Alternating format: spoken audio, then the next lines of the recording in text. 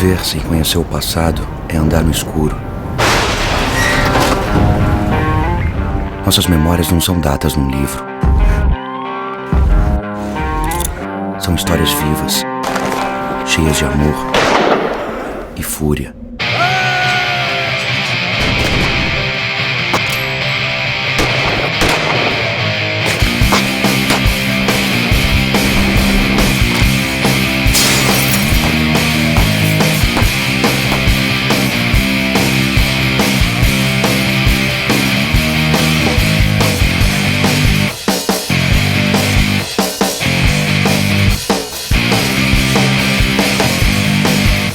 A gente já está na guerra, a gente mata mais do que Bogotá, a gente mata mais do que a Bolívia, a gente mata mais do que muito país em guerra, a gente mata mais do que o Iraque, cara. Vou só lhe dar um exemplo. A década de 90, em termos de história brasileira, proporcional à nossa população, portanto, é a década mais violenta da nossa história. Foram assassinadas 516 mil pessoas. Se nós contarmos os últimos 20 anos, 80 a 2000, foram assassinadas no Brasil 1.200.000 pessoas. Toma no cu, rapá! Atira, porra! Mata ele! Caralho, vou pegar você, rapá! Vambora, porra! Corre, corre! Toma, rapá!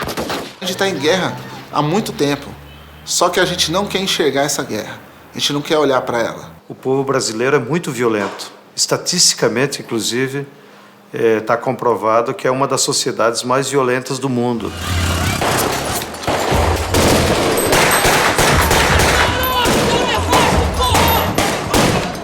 Infelizmente, ele usa essa indignação e essa violência contra o lado errado. Ele usa contra o vizinho, ele usa no bar, ele usa no trânsito.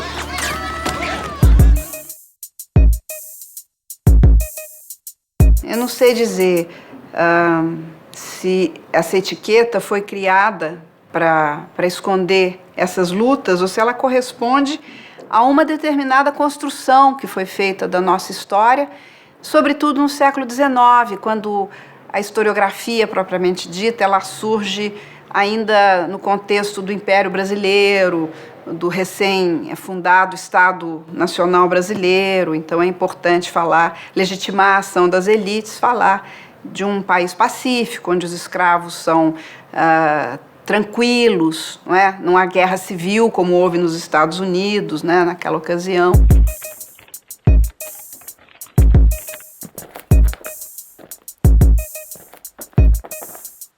Sabe que eu acho que a gente é tão covarde? Então talvez a gente seja suficientemente covarde para também não declarar essa guerra, e que aí acaba sendo uma guerra subterrânea. Isso eu acho que é uma mitologia. Todos os povos se acham bons, pacíficos. Raros são aqueles que afirmam que são agressivos, né? Não sei se eu não qualificaria o brasileiro como pacífico, né? Em certos momentos pode ser até passivo e pacífico, em outros não. Né? Em outros socialmente não é nada pacífico, né?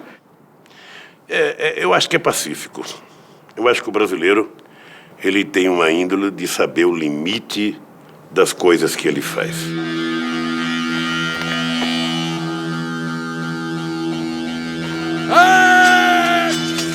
Isso não quer dizer que o povo brasileiro é um povo neutro nas coisas, não. Ou seja, o povo brasileiro, em vários momentos, você tem na história do Brasil várias revoltas em vários estados, em momentos históricos, que foram massacradas. Você tem Canudos, que é um exemplo possivelmente mais conhecido do povo brasileiro. Depois você tem 1964. Solta! Solta aqui! Ai!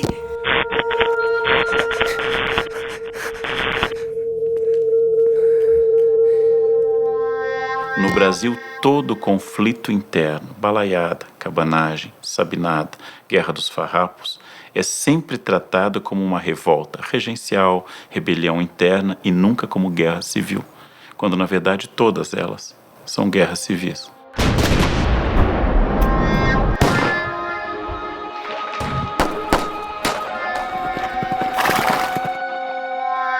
grandes conflitos que resultaram em números enormes de mortes. Nós temos imprecisão de alguns dados, mas é possível que a Guerra do Contestado, entre 1912 e 16, talvez tenha significado 20 mil pessoas. A violência utilizada, por exemplo, no domínio do Quilombo dos Palmares, por, inclusive, bandeirantes de São Paulo, a violência de bombardeio de população civil ou a violência cotidiana, raramente aparece nos livros didáticos, porque nós preferimos cultivar uma imagem que tem várias origens históricas, inclusive, de povo cordial. Eu fico sempre muito desconfiada dessa ideia, assim, dessa cordialidade brasileira. Nós não gostamos de ressaltar a violência. E, às vezes, uma violência que esconde coisas muito curiosas, como Floriano Peixoto mandar matar tantos revoltosos na capital de Santa Catarina e a cidade hoje, em sua homenagem, chamar-se Florianópolis.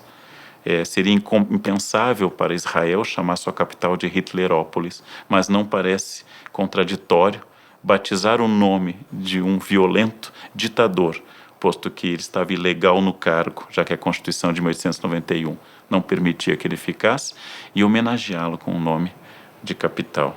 Nós tendemos a melhorar esta memória, que mais do que a prática da violência é a nossa linguagem e a atenuação da violência na linguagem. O Eça de Queiroz dizia que os brasileiros falavam português com açúcar, né?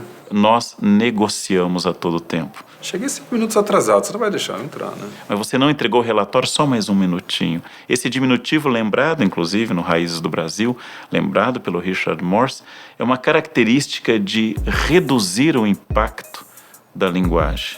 É sempre a tendência a amenizar, usar formas subjuntivas, usar formas não diretas, criando expressões que são essencialmente brasileiras e que causam muito espanto a estrangeiros.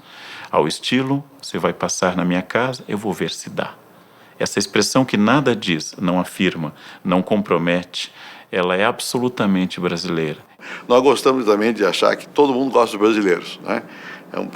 Somos amados pelos outros. Quem é que não gosta de ser amado pelos outros? 2 frases que foram fundamentais e que eu acho que atrasaram o Brasil, que está ligado a isso. A primeira frase é o seguinte: o Brasil é o país do futuro. Se você acredita nisso, você vai assim, pô, por que eu vou me incomodar? Pô, o Brasil é o país do futuro, eu vou ficar aqui parado. Até se atribuem ao ex-presidente do Brasil, não sei se é verdade, mas se não Novelli Beno Trovato, que é o seguinte, que o ex-presidente diz o seguinte, ó, tem 2 tipos de problemas no Brasil: os insolúveis e os que se resolvem sozinhos. Então por que eu vou me incomodar? E a segunda desgraça que aconteceu, em termos de frase, foi: Deus é brasileiro. Como os modernos disseram, não só é brasileiro, como nasceu em Belém do Pará. Né? Sabemos que Jesus nasceu em Belém, então provavelmente Belém do Pará. Ela nasce da mesma representação de que somos uma terra particularmente abençoada. A forma como o Brasil se desenvolveu, a forma como o Brasil se colocou no mundo, a forma como ele se olhou para si próprio. Engraçado, né? Ao mesmo tempo que o Brasil sempre se olhou como um coitadinho, o Brasil tem complexo de coitadinho, né? Que é o que vem de fora é melhor. O que vem de fora é melhor é para ser um coitado, né? O que vem de fora é sempre melhor, mas ao mesmo tempo tem aquela coisa do berço esplêndido, né? Então sempre vai ficando uma outra linguagem. Então nem nós somos um berço esplêndido, que é evidente que a gente não é, só ver as situações das cidades, mas também a gente vai aprendendo a lidar com essas questões. O Brasil vai num ritmo. Porque o que é a ideologia? A ideologia é a visão invertida de como as coisas se passam em geral, né?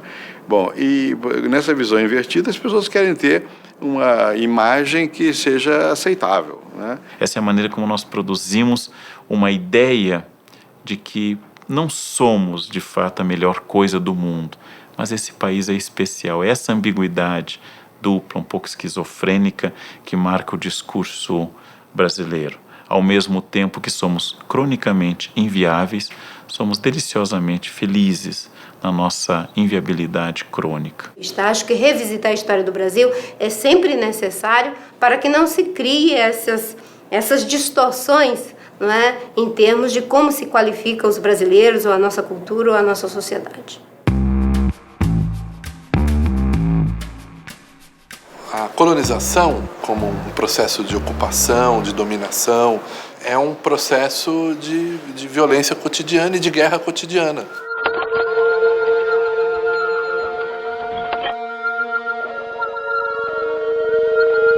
O Brasil, como Brasil, nasce capitalista. Nós não fomos descobertos, nós somos invadidos pelo capitalismo europeu comercial, que precisava das nossas mercadorias para ganhar lucro. Eles vieram aqui encontrar o paraíso e não criar o paraíso, como foi na experiência da América do Norte. É uma postura totalmente diferente e imediatista de desfrute. É inegável que o colonialismo português, a presença portuguesa, da expansão portuguesa para a América, teve um impacto universalmente negativo para as populações indígenas. Quando chegaram aqui as caravelas, eram mais ou menos 12 mil pessoas. E tínhamos 5 milhões de índios. Os 12 mil hoje se transformaram em 190 milhões. E os 5 milhões de índios são 500 mil. Eliminamos 1 milhão de índios a cada século. E o que ficou está marcado, profundamente marcado, por essa incapacidade de perceber o índio como um igual, como um ser humano.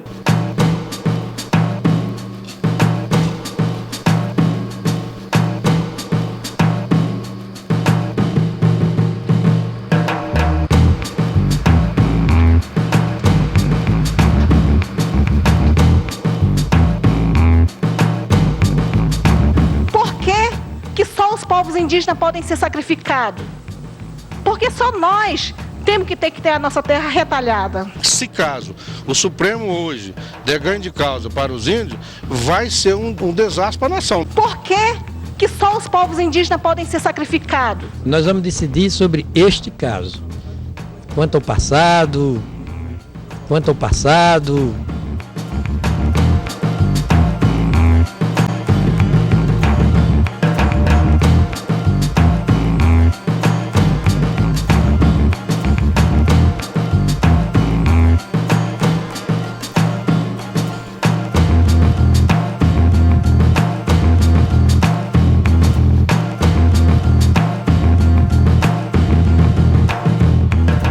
Quer dizer, é difícil falar dos índios de uma maneira geral. São centenas de culturas, de opções societárias e línguas e visões de mundo diferentes.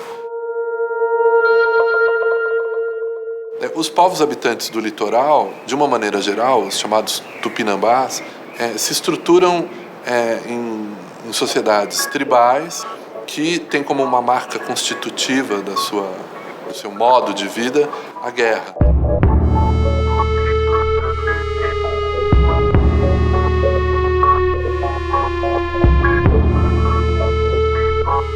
Eles eram altamente guerreiros, altamente invocados com a questão da alteridade do inimigo, o inimigo sendo um outro necessário para a própria constituição da identidade, um outro que devia ser sempre devorado. É uma violência institucionalizada e ritualizada. A boa morte dos tupinambás era uma morte diante do inimigo. Ou você morre ou morro eu. Alguém vai morrer, mas nenhum dos dois vai ficar aqui para ser enterrado e devorado pelos vermes. Não é esse o destino que nós esperamos. Não é esse destino passivo. A gente quer morrer em guerra. Quando nós olhamos a sociedade ocidental e a colonização da América pela sociedade ocidental, nós estamos diante de um tipo diverso de apropriação da guerra, do uso da violência extrema, que é o conflito aberto contra o inimigo.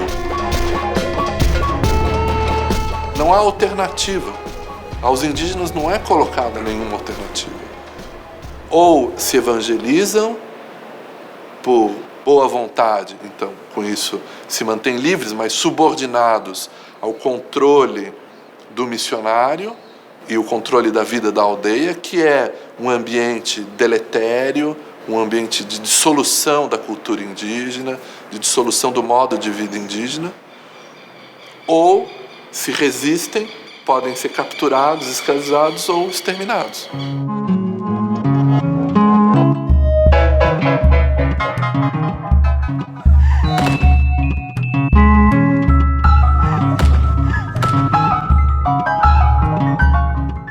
resistência indígena que começa a surgir no século XVII, em função da expansão da pecuária, da ocupação do sertão pelos colonizadores, é lida pelo governo geral como uma rebelião dos índios.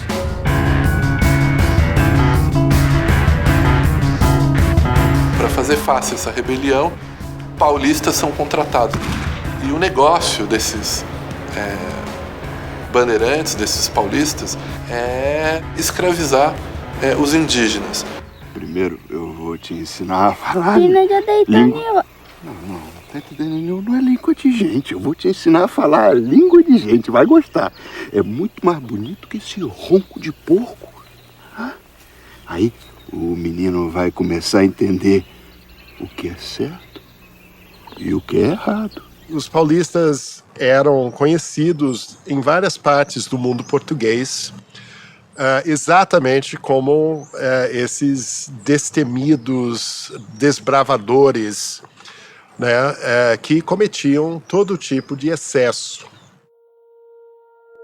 tanto em termos da conquista violenta de povos indígenas, quanto na destruição que fizeram das missões jesuíticas.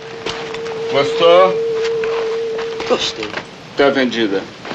Tanto na maneira pela qual eles abertamente infringiam as leis do reino. Enquanto que nós olhamos para os americanos como agressivos e imperialistas, parece que nosso território se deu porque os bandeirantes tinham sede de horizontes e avançavam o território adentro. Isso é uma representação, isso é uma maneira como eu constituo uma leitura do passado e do real.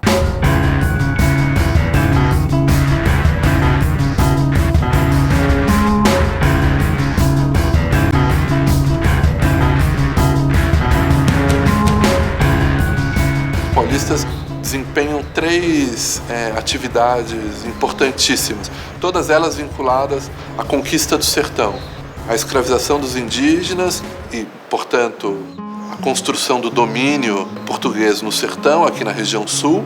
No segundo momento, a luta contra os indígenas resistentes no sertão e os quilombolas, e o episódio do Quilombo dos Palmares é o mais significativo e conhecido.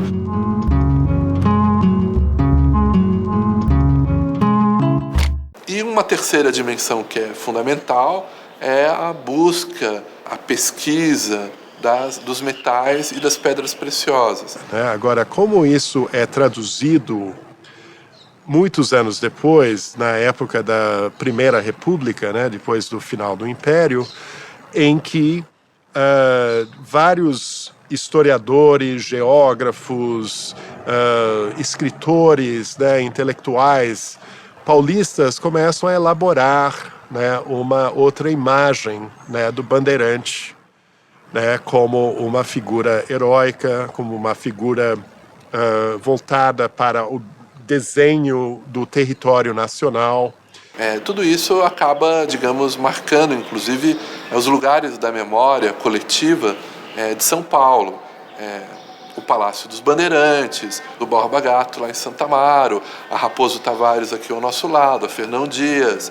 Nos lugares onde a história, ou a história oficial, a história do Estado de São Paulo, das classes dominantes de São Paulo, que são, num certo sentido, herdeiras, não herdeiras biológicas desses bandeirantes, mas herdeiras espirituais desses bandeirantes, quiseram construir esse mito do bandeirante como um herói.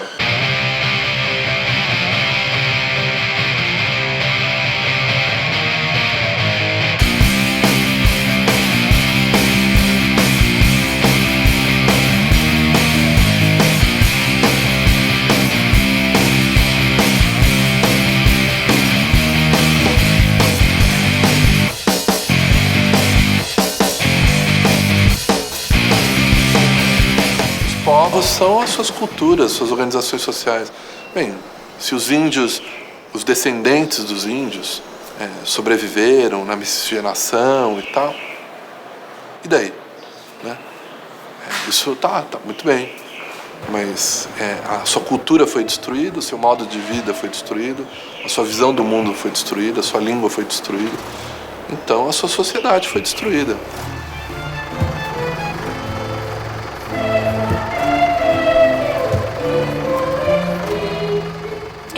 Acho tão interessante a gente pensar que nós, colonizadores, descendentes de europeus, enfim, então, gente assim que aparece com uma cara tão mansa, que nós tenhamos dizimado essas populações guerreiras.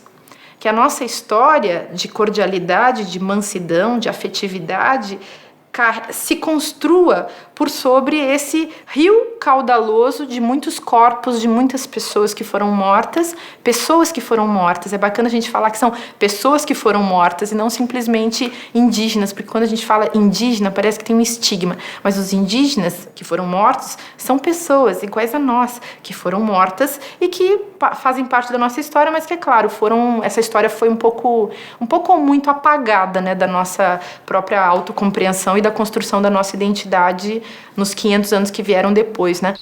Essa terra aqui, o meu pai chegou aqui há mais de 60 anos. São 3 gerações. Eu trabalho nessa terra de sol a sol para fazer disso aqui um lugar produtivo. Eu planto comida.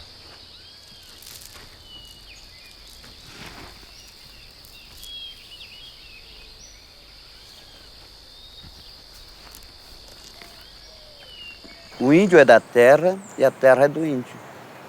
O índio é uma planta do mundo. Porque o índio senta pegar uma mata ali, já não tem escrito, não tem nada, mas onde ele quer sair, num lugar que quer ir, ele pode entrar numa mata e vai embora. E ele sai onde ele quer. Então, o quê? Então, o índio é uma planta do mundo. As pessoas acham que é muito legítimo e muito bom para o Brasil ter 6 plantadores de arroz, grileiros, que estão devastando o meio ambiente na fronteira do Brasil. E que eles ajudariam a manter a soberania nacional de Raposa Serra do Sol. Mas os 18 mil índios seriam contra o progresso, seriam contra a soberania nacional e ainda dizem, é muita terra para pouco índio. 18 mil versus 6 grileiros. Então, essa herança, essa ancestralidade, ela permanece até hoje. Para falar bem a verdade, que para o índio não tem a justiça. A justiça é mais para os empresários.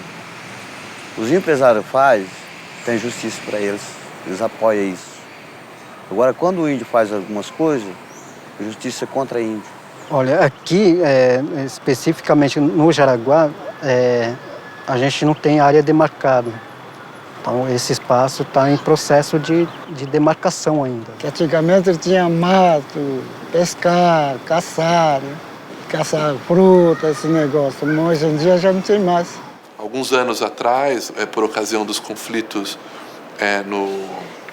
contra os índios Yanomami na Amazônia, onde eles foram houve uma chacina de índios Yanomami por garimpeiros, um dos relatos dos Yanomamis, trazido por um antropólogo, era justamente no sentido de dizer, olha, nós indígenas, nós Yanomami, ficamos assustados, porque fomos lutar contra os nossos inimigos, nos preparamos para essa luta contra os guerreiros inimigos, e eles vieram à nossa aldeia e mataram todas as crianças, todos os velhos, as mulheres. E então eles não são humanos. Na verdade, não são seres humanos, são formigas que destroem tudo. As populações indígenas e negras são a nossa raiz mais profunda.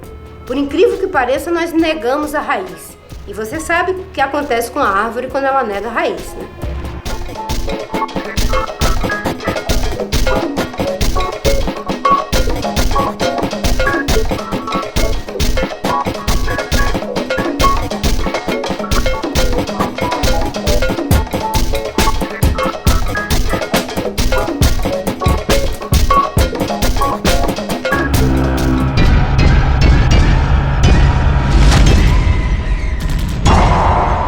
Se antes a gente saía da senzala e ia a pé para Casa Grande trabalhar, agora a gente pega o busão e vai para Casa Grande trabalhar.